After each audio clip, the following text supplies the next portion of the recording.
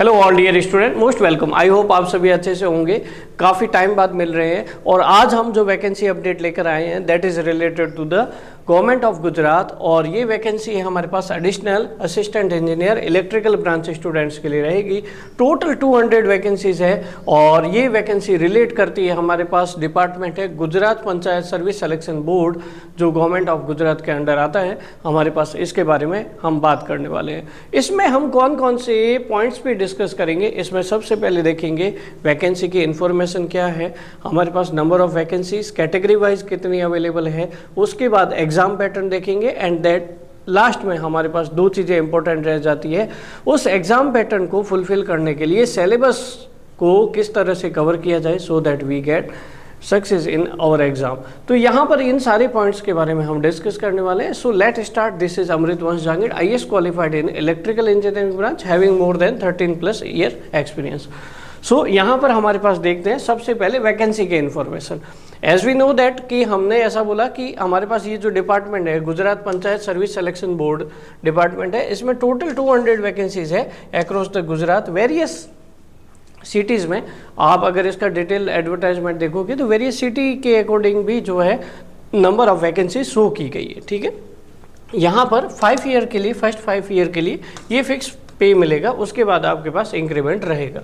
तो यहाँ पर हमारे पास जो अगर कैटेगरी वाइज देखें, जो वैकेंसी का डिस्ट्रीब्यूशन कैटेगरी वाइज किया गया है, ओपन कैटेगरी के लिए, जनरल के लिए आउट ऑफ 200 141 वैकेंसीज है। EWS के लिए 0 शो की गई है। तो अब कई स्टूडेंट्स ऐसे हैं जो EWS से बिलोंग करते हैं और वो EWS से अप्लाई करना चाहते हैं, अप्लाई कर सकते हैं, लेकिन they will be considered as the 141 under the general category. ठीक है, उसी तरह से SEBC है 39 हमारे पास, उसी तरह हमारे पास ST की 20 और टोटल 200 हमारे पास वैकेंसीज देखने को मिलेगी यहाँ पर। ठीक है, ओवरऑल यहाँ पर अगर हम बात करें एलिजिबिलिटी क्राइटेरिया के बारे में, तो एलिजिबिलिटी क्राइटेरिया में सबसे इंपॉर्टेंट चीज़ है, इसमें ओनली और ओनली डिप्लोमा स्टूडेंट एलिजिबल है, BTech student, BE student eligible नहीं है। ठीक है, हालांकि ऐसे स्टूडेंट जिन्होंने डिप्लोमा भी किया है, डिग्री भी किया है, दे आर एलिजिबल। क्लियर है, D2D वाले स्टूडेंट्स है वो भी एलिजिबल है। अल्टीमेटली डिप्लोमा मस्ट होना चाहिए, डिग्री है तो वो आपका एडिशनल एडवांटेज है, लेकिन diploma there must be a diploma होना चाहिए। और इसका जो एज लिमिट है वो 33 ईयर्स है और उसके बाद जो वेरियस कैटेगरी है उसके अकॉर्डिंग एज रिलैक्सेशन दिया जाएगा। ठीक है, और इसमें जो है जनरल नॉलेज और ग्रामर के साथ, grammar that is the Gujarati language grammar and English language grammar के साथ साथ टेक्निकल सब्जेक्ट्स का भी वेटेज रहेगा।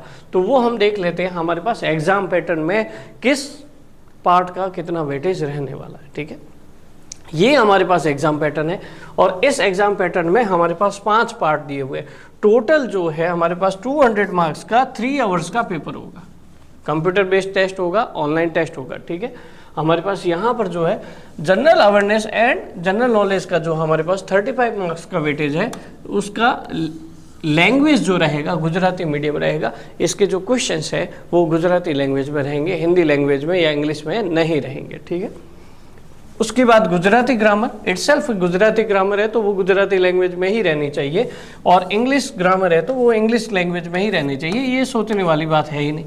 ठीक है, उसके बाद हमारे पास रीजनिंग एंड एप्टीट्यूड वाला जो पार्ट रहता है, मैथमेटिक्स जिसको जनरल मैथमेटिक्स भी बोलते हैं, up to the 10th level, वो आपके पास गुजराती लैंग्वेज में रहेगी और उसके 25 मार्क्स का वेटेज रहेगा। ठीक है, और हमारे पास जो है टेक्निकल पार्ट जो 5th पार्ट है वो सबसे ज़्यादा इंपॉर्टेंट है और वो गुजराती लैंग्वेज में भी क्वेश्चन रहेंगे और क्वेश्चन के बाद इंग्लिश लैंग्वेज में भी क्वेश्चन रहेगा। तो हर एक क्वेश्चन जो है Gujarati language as well as English language दोनों में रहेगा। और हमारे पास आउट ऑफ 200 में से 50% वेटेज अकेला हमारे पास टेक्निकल पार्ट का रहेगा। 50% वेटेज जो है आपके पास यहाँ पर हमारे पास नॉन टेक्निकल पार्ट का रहेगा। Overall we have 2 parts. First is the non technical part, second is the technical part, दोनों का 50% का वेटेज है। ठीक है, हमें ये समझना है अब इसकी तैयारी कैसे की जाए। देखो, तैयारी जो होनी चाहिए, प्रिपरेशन जो होनी चाहिए वो स्मार्ट होनी चाहिए। हालांकि हार्ड वर्क तो होता ही है, लेकिन स्मार्ट वे से करना चाहिए। स्मार्ट वे का मतलब ये है कि which portion should be prepared first so that हम जो है अच्छे से 200 मार्क्स में से कम जो है 150 मार्क्स तक तो पहुंच पाए। तो वो सीक्वेंस क्या होना चाहिए प्रिपरेशन का, एक प्रिपरेशन का सीक्वेंस मैटर करता है, वो डिपेंड करता है। There are various exams in state of Gujarat, और हमारे पास वेरियस जो है हमारे पास सेंट्रल गवर्नमेंट के भी एग्जाम्स रहते हैं। हर एक एग्जाम का डिफरेंट स्ट्रेटेजी होता है, ये समझना होता है हमें, पूरा डिटेल एनालिसिस होना चाहिए। उसके बाद हर एक एग्जाम का अपना अपना स्ट्रेटेजी होता है। अगर मैं आपको बोलूं जीपीएससी का, उसका स्ट्रेटेजी अलग होगा। जेटको डिस्कॉम वाली वैकेंसी है, उसका स्ट्रेटेजी अलग होगा। आपके पास जो अभी एसएमसी की, एएमसी की वैकेंसी निकली है, उसका स्ट्रेटेजी अलग होगा। सबका स्ट्रेटेजी अपना अपना अलग अलग अलग होता है। तो हमें ये देखना है कि इस एग्जाम को कैसे क्रैक करें, तो उसका स्ट्रेटेजी भी बनाते हैं हमारे पास। सबसे पहले तो ये इंपॉर्टेंट रहता ही है कि टेक्निकल पार्ट को हम लेफ्ट आउट नहीं करना है, ठीक है। टेक्निकल पार्ट तो हमारे पास 100 मार्क्स का वेटेज कैरी करता है, ठीक है। टेक्निकल पार्ट को आप जो है यहाँ पर कंसीडर करें। अगर एग्जाम्पल के लिए इसी को हम लेके चलते हैं आगे, है ना, सिलेबस भी हम डिस्कस करेंगे, लेकिन इसी पीपीटी से हम ये डिसाइड कर लेते हैं कि कैसे प्रिपेयर करना है। तो हम जो लास्ट में डिस्कस करने वाले थे हाउ टू प्रिपेयर, उसको पहले थोड़ा डिस्कस कर लेते हैं ना। सिलेबस को हम और ज़्यादा देख लेंगे, ठीक है। अगर हम बात करें तो हमारे पास 2 सेक्शन है, part first non technical, part second technical. तो पार्ट फर्स्ट में हमारे पास जो है 4 वेरियस पोर्शन है। इसमें हमें ये देखना है कि जो पार्ट फर्स्ट है उसमें ज़्यादा स्कोरिंग आप क्या कर सकते हो, रीजनिंग एंड एप्टीट्यूड।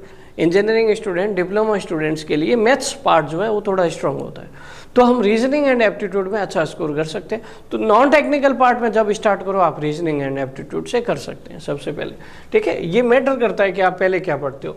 तो 25 मार्क्स जो है आपने यहाँ से कवर किया, ठीक है। टेक्निकल के बारे में सोचना नहीं है, वो तो 100 मार्क्स का करना ही है, ठीक है।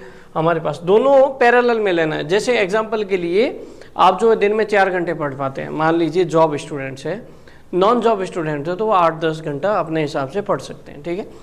4 आवर अगर आप पढ़ रहे हैं, 4 आवर में से 2 आवर आपको जो है डिसाइड करना है, डेडिकेट करना है इसके लिए नॉन टेक्निकल पार्ट के लिए, और 2 आवर जो है टेक्निकल पार्ट के लिए करना है। देखो ये जो बातें बोल रहे हैं ध्यान से सुनिएगा, ये जो हम बात बता रहे हैं ये सारा आपके ही व्यू होते हैं, उनके जब हम आंसर देते हैं तो उसको आपको फॉलो करना चाहिए। हालांकि उसको कई स्टूडेंट्स जो है फॉलो नहीं कर पाते हैं और फिर वही चीज़ जो है दोहराते हैं कि हमने ऐसा ऐसा नहीं किया।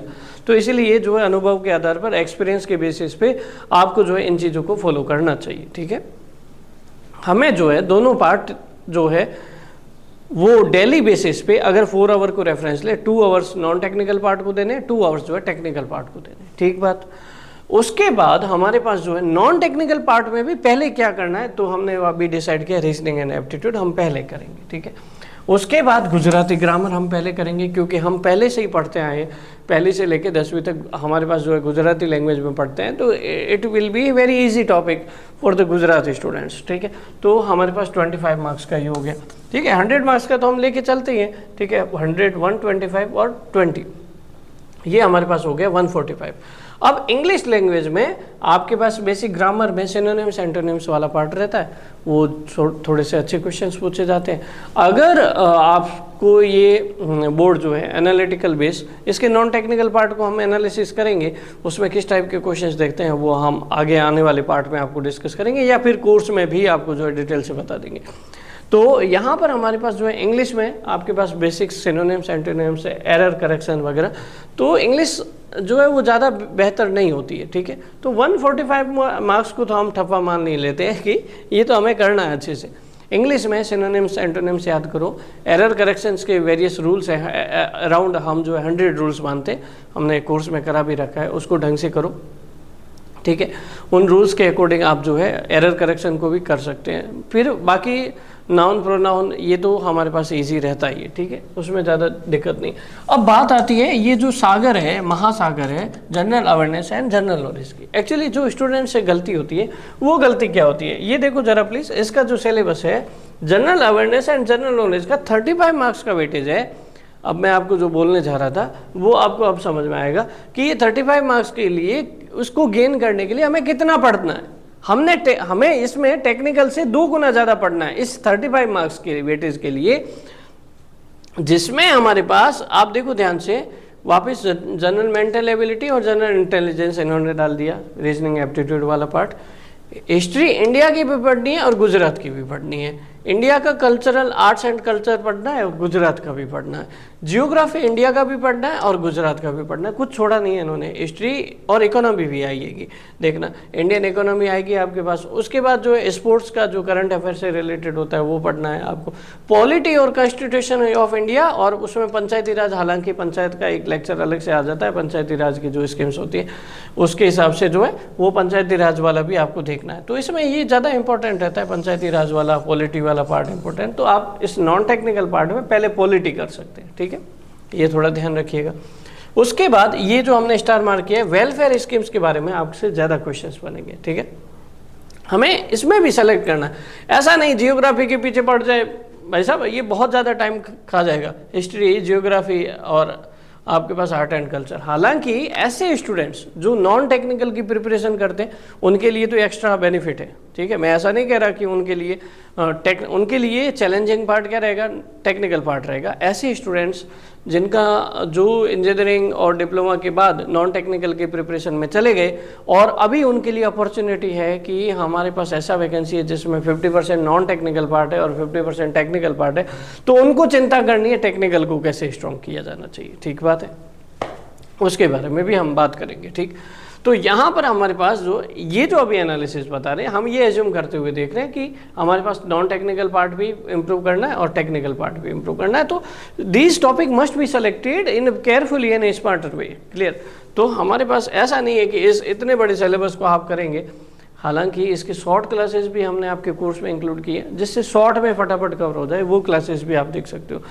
कुछ इसमें जो है हमने जो ये मेन सब्जेक्ट्स है उसको गुजराती में भी कवर किया हुआ है, हिंदी इंग्लिश में भी कवर किया हुआ है, एज पर योर सूटेबिलिटी आप किसमें कर सकते हो, ठीक है। जनरल साइंस आपको हिंदी में देखने को मिलेगा, हिंदी लैंग्वेज में पढ़ाया हुआ है, एनवायरनमेंट भी हिंदी लैंग्वेज में पढ़ाया हुआ है और गुजराती में भी है थोड़ा बहुत, ठीक है। और science and technology, information and communication technology, space technology, ये आईटी में हमारे पास आ जाता है। और करंट अफेयर जो है हमें डेली थोड़ा बहुत देखना है। तो इसमें अगर आप देखोगे 2 टॉपिक मैं सेलेक्ट करूँगा, एक इंडियन पॉलिटी और एक हमारे पास वेलफेयर स्कीम्स और एक हमारे पास जो है जनरल साइंस वाला या करंट अफेयर वाला पार्ट। इतना आप पहले करें, ठीक है। अब इस 35 मार्क्स वेटेज के लिए हमें जो है इतना ही पहले करना, बाकी के लिए अगर आप पहले से नॉन टेक्निकल अच्छा है तो ठीक है, देन रिवाइज दैट, ठीक है, ये थोड़ा ध्यान रखना।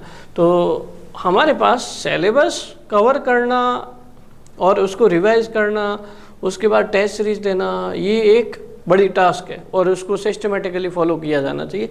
तो आपको इस पैटर्न को ध्यान रखना है, ठीक है। सिलेबस कवर करना इसका मतलब ये नहीं कि बेवकूफ़ी करते हुए जाए कि इस 35 मार्क्स में ये सबसे पहला पॉइंट है तो हमें जो है बाकी की 4 पॉइंट है तो हम जो पढ़ना स्टार्ट करते हैं सबसे फर्स्ट पॉइंट से पढ़ना स्टार्ट करते हैं, फिर हम सेकंड पॉइंट पे जाएंगे। अरे फर्स्ट पॉइंट को पूरा कवर करोगे उतने में तो 3 बार ये वाला पोर्शन हो जाएगा नीचे वाला, ठीक है, थोड़ा ध्यान रखिएगा। तो हमें चीज़ों को सेलेक्ट करना है क्योंकि वेटेज तो हमारे पास हम मैटर करता है ना कि हमारे पास ये 35 मार्क्स का ही वेटेज है, उसमें से अगर आप पॉलिटी और वेलफेयर स्कीम्स और आपके पास जो है पंचायती राज वाला पोर्शन, करंट अफेयर कर लोगे, स्पोर्ट्स वाला पोर्शन, तो आपके पास 15 मार्क्स तो वैसे ही हो जाएंगे, 20 मार्क्स का ही तो रहेगा। तो आउट ऑफ 200 180 मार्क्स के लिए हमें जो है अच्छे से प्रिपेयर करनी है, ठीक है। तो उस 20 मार्क्स के लिए पीछे भागना मत है, 180 मार्क्स के लिए अच्छे से प्रिपेयर करनी है। There is sufficient vacancies, 200 vacancies है। अगर आपने अच्छे से प्रिपरेशन किया, स्ट्रेटेजी अच्छा रखा, ठीक, तो आप जो है इसमें अच्छे से प्रोसेस कर सकते हैं, ठीक। अब हमारे पास नॉन टेक्निकल पोर्शन हो गया, कैसे करना है, टेक्निकल पोर्शन की बात करते हैं। टेक्निकल पोर्शन का अभी सिलेबस डिक्लेयर नहीं हुआ है, only there is written that कि टेक्निकल पार्ट रहेगा 100 मार्क्स का। हालांकि हमने पूरा एनालिसिस किया, प्रीवियस 2016-17, 2009 1890 का भी था, 17-18 का था, 21-22 के भी पुराने पेपर थे, वो सारे सिविल इंजीनियरिंग से रिलेटेड थे, इलेक्ट्रिकल इंजीनियरिंग से रिलेटेड नहीं थे, ठीक है। आप इसकी वेबसाइट पे जाके खुद चेक कर सकते हो, है ना। तो वहाँ पर अगर हमें पेपर मिल जाता है तो भी हम डिटेल से एनालिसिस करते हैं। लेकिन ये वैकेंसी हमारे पास डिप्लोमा स्टूडेंट्स के लिए है, तो हमें सोचना चाहिए इसका सिलेबस कैसा होगा। डिप्लोमा स्टूडेंट्स के लिए जो हमारे पास गवर्नमेंट कोर्स डिज़ाइन करती है, जो हमारे पास सिलेबस डिज़ाइन करती है, वो एसएससी जेई का ले लो, डिप्लोमा बेस होता है, आरआरबी जेई का ले लो, डिप्लोमा बेस होता है। उसी पैटर्न को, सेम पैटर्न को हम रेफरेंस लेते हुए चलते हैं, ठीक है।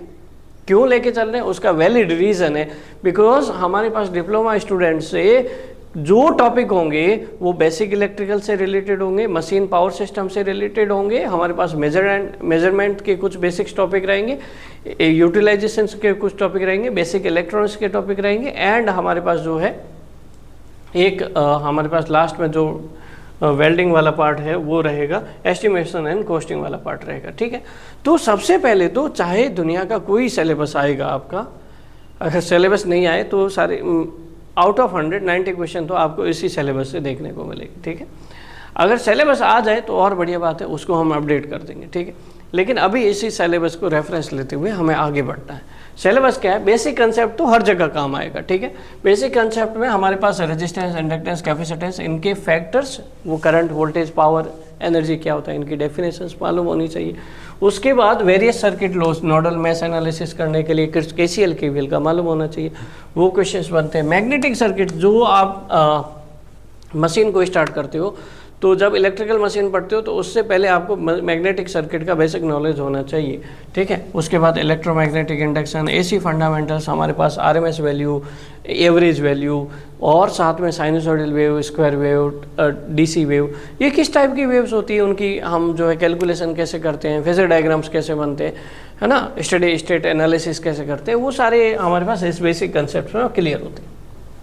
उसके बाद मेजरमेंट डिप्लोमा स्टूडेंट के लिए इंपॉर्टेंट है, पावर और एनर्जी को मेजर करना, रेजिस्टेंस, इंडक्टेंस और कैपेसिटेंस की वैल्यू को मेजर करना। इससे रिलेटेड आपके पास जो इंस्ट्रूमेंट्स हैं और जो आपके पास हमारे पास मेथोडोलॉजी है उसको आपको जो है प्रिपेयर करना है, measurement and instrumentation. Electrical machine में आपके पास कोई चॉइस नहीं रहेगी। इलेक्ट्रिकल मशीन में transformer, DC machine, AC machine, induction motor, हमारे पास 3 फेज, सिंगल फेज वाली, सिंक्रोनस मशीन, वो सारा करना है।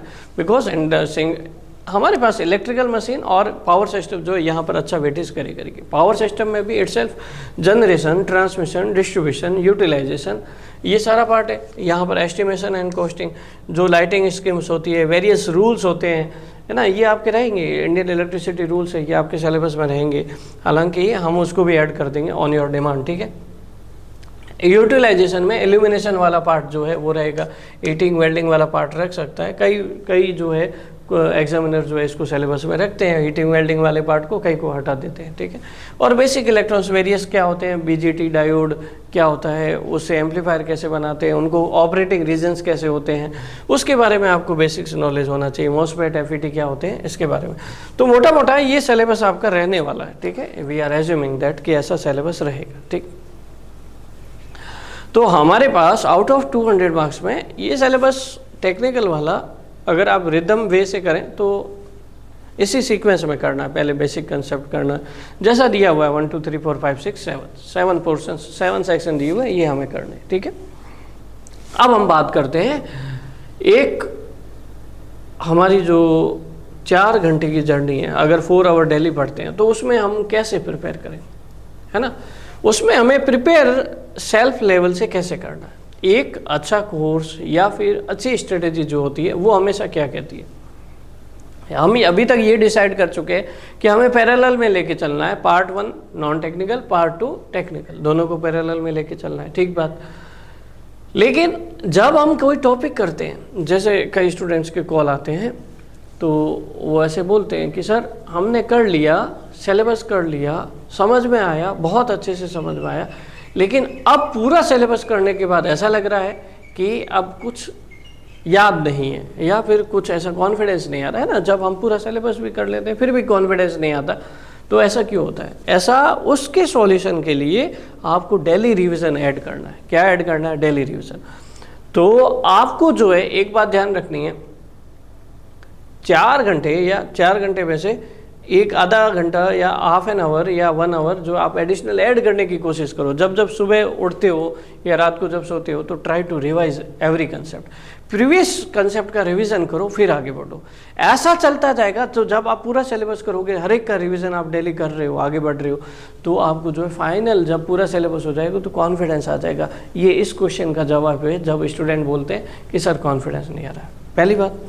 दूसरी बात, आपको जो है ये हम जो कोर्स प्रोवाइड करेंगे आपको, वो इस तरह से डिज़ाइन है कि आपको जो है इधर उधर जो है कई सारी बुक्स, स्टूडेंट्स क्या करते हैं कोर्स ले लेते हैं एट वेरियस लेवल्स पे, तो कोर्स लेने के बाद उसको जो है फिर थ्योरी पढ़ते हैं, लेक्चर्स याद भी कर लेते हैं, सब कुछ होता है, लेकिन ये 50% काम हुआ। अभी हमारे पास क्या है, दो चीज़ें इंपॉर्टेंट रह गई है। दूसरी चीज़ क्या हमारे पास, दूसरी चीज़ है कि जब हमने थ्योरी पढ़ा उसका एमसीक्यू प्रैक्टिस करना है। एमसीक्यू प्रैक्टिस अलग से नहीं करना है, हमें कोई बुक्स लाके नहीं करना है, आपको जो कोर्स प्रोवाइड करेंगे थ्योरी कंटेंट के साथ टॉपिक वाइज आपको जो है एमसीक्यू मिलेंगे। It will boost your confidence.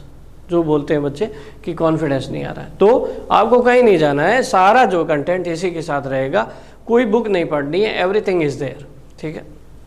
Practice MCQ will be there, और जो हमारे पास थ्योरेटिकल कंसेप्ट के बाद जो आप अपने कॉन्फिडेंस को बूस्टअप करने के लिए एमसीक्यू क्लासेस करते हैं वो भी वहाँ पर है, ठीक है। उसके बाद हमारे पास एक तीसरी चीज़ इंपॉर्टेंट रहती है, जब हमारे पास सिलेबस हो गया, एमसीक्यू क्लासेस हो गई, अब हमने जो है एक्यूरेसी और स्पीड को जो इम्प्रूव कर लिया धीरे धीरे क्वेश्चन प्रैक्टिस करते हुए, फाइनल होता है एक चीज़ टेस्ट सीरीज। टेस्ट सीरीज में रियलिटी में पता चलता है, हालांकि हम टेस्ट सीरीज जो डिज़ाइन करते हैं एग्ज़ाम से 5% ऊपर लेवल पे करते हैं, ज़्यादा नहीं करते, एग्ज़ाम के लेवल को देखते हैं उससे 5% ऊपर लेवल पे करते हैं। और दूसरा टेस्ट सीरीज में डिटेल सॉल्यूशन देते हैं। अगर कोई क्वेश्चन किया किस XYZ टॉपिक से है तो उस XYZ टॉपिक का पूरा सॉल्यूशन निकलेगा। इसका अगर हर एक टेस्ट सीरीज का सॉल्यूशन भी अगर ढंग से देख लेते हैं तो वो टॉपिक जो है पूरा ढंग से कवर हो जाता है। हालांकि आप पढ़ चुके हैं, रिवीजन कर चुके हैं, रिवीजन के बाद जो है प्रैक्टिस MCQ कर चुके हैं, लेकिन अब जो है आपको लास्ट में टेस्ट सीरीज देना है, उससे आपको पता चलेगा कि कहाँ क्या कमी है। तो ये 3 चीज़ों के लिए आप अपने टाइम को मैनेज करिएगा, ठीक है। हर एक का अपना अपना कंडीशन होता है, कोई जॉब में है, कोई नॉन जॉब में है कंडीशन में, तो सबको जो है अपना अपना टाइम मैनेज करना है। टाइम मैनेजमेंट जिसका बेहतर होगा उसका सिलेक्शन होगा, सीधी सी बात है। दूसरी बात डेडिकेशन। डेडिकेशन ऐसा होना चाहिए, ऐसा नहीं आज तो हम जो है 4 घंटे पढ़ लिए, कल जो है 3 घंटे पढ़ लिए, फिर 2 घंटे, या फिर जो है एक दिन बीच में किसी की शादी आ गई तो आज पूरे दिन पढ़े ही नहीं। भले आधा घंटा पढ़ो लेकिन रिदम मत तोड़ना, स्टडी होनी चाहिए, ठीक है। रिदम नहीं तोड़ना, रिदम टूट गया वापस उसको कवर करने में आपको टाइम लगेगा। अगर आपके पास ऐसी सिचुएशन आती है कि पढ़ाई नहीं हो पा रही है, आपके 1-2 दिन बीच में ऐसे आ गए, तो ट्राई टू मेंटेन दैट कि आप 1 घंटा एटलीस्ट पढ़ लो। उससे क्या होगा, रिदम टूटेगा नहीं, ठीक है। ये ऐसी सिचुएशन आती है कभी कभी। हालांकि आपके पास जो हॉलीडे रहते हैं, वीकेंड आपके पास जो है वीकेंड रहते हैं, संडे सैटरडे अगर आपके ऑफ रहता है, उसमें आप अपने जो 5 डेज में लैगिंग हुआ है उसको आप ज़्यादा कवर कर सकते हैं। ये ऐसे चीज़ों को फॉलो करना है, ठीक है। बाकी आप कोर्स ज्वाइन करने के लिए कोर्स हमने लॉन्च किया है। दूसरा, कोर्स लॉन्च करने में थोड़ा सा फैमिली फंक्शन में बिजी थे और आपको जो है इन्फॉर्मेशन जो है कई कॉल आ रहे थे, तो हमने प्रॉमिस किया था कि 23rd 24th को जो है आपको कोर्स लॉन्च कर देंगे, ठीक है। एज पर प्रॉमिस कोर्स हमने लॉन्च किया है। इस कोर्स में हमारे पास जो है, अगर आप देखोगे at various Gujarat vacancies we have the website पे जाओगे, इस वीडियो के डिस्क्रिप्शन में आपको जो वेबसाइट लिंक मिलेगा, ऐप लिंक मिलेगा, वहाँ पर जाओगे, वेरियस रिजल्ट्स जो है हमारे पास अवेलेबल है, उन स्टूडेंट्स के रिजल्ट्स, रैंक फर्स्ट के रिजल्ट वो आप देख सकते हो। तो हमारे पास वेरियस जितने भी हमारे पास गुजरात की वैकेंसीज है उसमें बेहतर रिजल्ट आपको देखने को मिलेंगे। एज वेल एज सीधी सी बात है, देखो प्रमोशन हमें ज़्यादा आता नहीं है, आप जो है जो सेलेक्टेड स्टूडेंट है उनसे जो है आप फीडबैक लीजिएगा, देन कोर्स ज्वाइन कर सकते हैं, ठीक है। हमारे पास यहाँ पर वेरियस फोल्डर्स है, सेंट्रल गवर्नमेंट एग्जाम है, इसमें एक आपको कोर्स मिलेगा यूनिवर्सल एग्ज़ाम, यूनिवर्सल कोर्स मिलेगा। यूनिवर्सल कोर्स की क्या खासियत है, कई स्टूडेंट है जो है वो पता नहीं चलता, उनको पता नहीं होता, बाद में पता चलता है कोर्स ज्वाइन करने के बाद। जैसे मान लीजिए आप गुजरात स्टेट एग्ज़ाम में चले गए और वहाँ पर आपको पता चला AMC की वैकेंसी आई है तो AMC का कोर्स ज्वाइन कर लिया, फिर SMC की वैकेंसी आई तो SMC का कोर्स ज्वाइन कर लिया, फिर आपको पता चला GSSB की वैकेंसी आई है तो वो जो कोर्स ज्वाइन कर लिया, फिर आपको पता चला GPSSB की वैकेंसी आई है तो वो भी ज्वाइन कर लिया। वैकेंसी आती रहती है, 2-3 महीने के फेर में हमारे पास वैकेंसी अवेलेबल रहती है। GPSC की वैकेंसी आई, GPSC का कोर्स ज्वाइन कर लिया, डिस्कॉम की वैकेंसी आई, जेटको एंड वेरियस डिस्कॉम्स की वैकेंसी आई, वो कोर्स ज्वाइन कर लिया, ठीक। यूनिवर्सल कोर्स ज्वाइन करने से हमें ये फ़ायदा मिलेगा कि डिफरेंट कोर्स ज्वाइन करने की जरूरत नहीं है। आपके पास सेंट्रल गवर्नमेंट एग्जाम फोल्डर में जाओगे, यूनिवर्सल कोर्स में जाओगे, यूनिवर्सल कोर्स में एक फोल्डर है स्टेट गवर्नमेंट एग्ज़ाम का, स्टेट गवर्नमेंट एग्ज़ाम के Gujarat state, Maharashtra state, Rajasthan state, Uttarakhand state, UP state, हर एक स्टेट के सारे कोर्स हमारे पास दिए हुए हैं। हमें गुजरात स्टेट वाले फोल्डर में जाना है, वो जो आप जो जितने कोर्सेज गुजरात स्टेट एग्ज़ाम के वो सारे यूनिवर्सल वाले में मिल जाएंगे। लेकिन आप इंडिविजुअली अगर आप किसी को लगता है कि हमें जो है केवल इसी का कोर्स चाहिए, GPSSB इलेक्ट्रिकल कोर्स, तो आप जो है यहाँ पर इस वेबसाइट लिंक पे जाएंगे तो वहाँ पर आपको जो ये कोर्स मिलेगा। ठीक है, इस कोर्स में हमारे पास जो है सिलेबस में डेमो क्लास भी है, part first non technical, part second technical, दोनों पार्ट हमने ऐड कर दिए हैं। ठीक है, यहाँ पर हमारे पास और साथ ही साथ क्वेश्चन प्रैक्टिस जो है हम आपको जो है और ज़्यादा यहाँ पर प्रोवाइड करेंगे। और ये जो रहेगा हमारे पास, उसके बाद जो है आपको एक आपकी जीमेल आईडी होगी रजिस्टर्ड, उस पर आपको जो है लिंक भी मिल जाएगा, जो क्वेश्चन प्रैक्टिस करने गूगल ड्राइव का लिंक मिलता है। ठीक है, उसको आप थोड़ा ध्यान रखिएगा। एक बात और ध्यान रखिएगा, अगर आपको कोई डाउट रहता है तो इस वीडियो के कमेंट बॉक्स में कमेंट कर लीजिएगा, या फिर पर्सनल कुछ पूछना हो तो आप पर्सनल गाइडेंस के लिए, करियर गाइडेंस के लिए इस नंबर पर व्हाट्सएप कर सकते हो 9602287012। ठीक है, एज वेल एज इस कोर्स का आपको लिंक भी मिल जाएगा, व्हाट्सएप ग्रुप का लिंक। अभी व्हाट्सएप ग्रुप हम आज क्रिएट कर लेंगे, तो इस कोर्स का आपको जो है एक इस वीडियो के डिस्क्रिप्शन में व्हाट्सएप ग्रुप का लिंक भी मिल जाएगा, उससे आप व्हाट्सएप ग्रुप ज्वाइन कर सकते हैं। ठीक है, पर्सनल गाइडेंस के लिए यहाँ पर मैसेज कर सकते हैं, व्हाट्सएप ग्रुप में डाउट सॉल्यूशन कर सकते हैं, और साथ ही साथ जो है आपको इन चीज़ों को ध्यान रखते हुए आगे बढ़ना है। ठीक है, इसमें एक और बात, अगर आप कोर्स ज्वाइन कर रहे हैं तो उसमें एक कूपन कोड का यूज़ कर लीजिएगा, जो फर्स्ट है 100 स्टूडेंट्स के लिए रहेगा, इंजीनियर्स कैपिटल में है, ओनली फर्स्ट 100 स्टूडेंट्स के लिए रहेगा। तो जल्दी से जब आप कोर्स ज्वाइन करें तो इस कूपन कोड का यूज़ करो तो आपका प्राइस और ज़्यादा कम हो जाएगा। सो ऑल द बेस्ट, ढंग से स्टडी करिए, मेहनत करिए, कोई हेल्प चाहिएगा तो बताइएगा। Till then thank you so much, फिर मिलते हैं।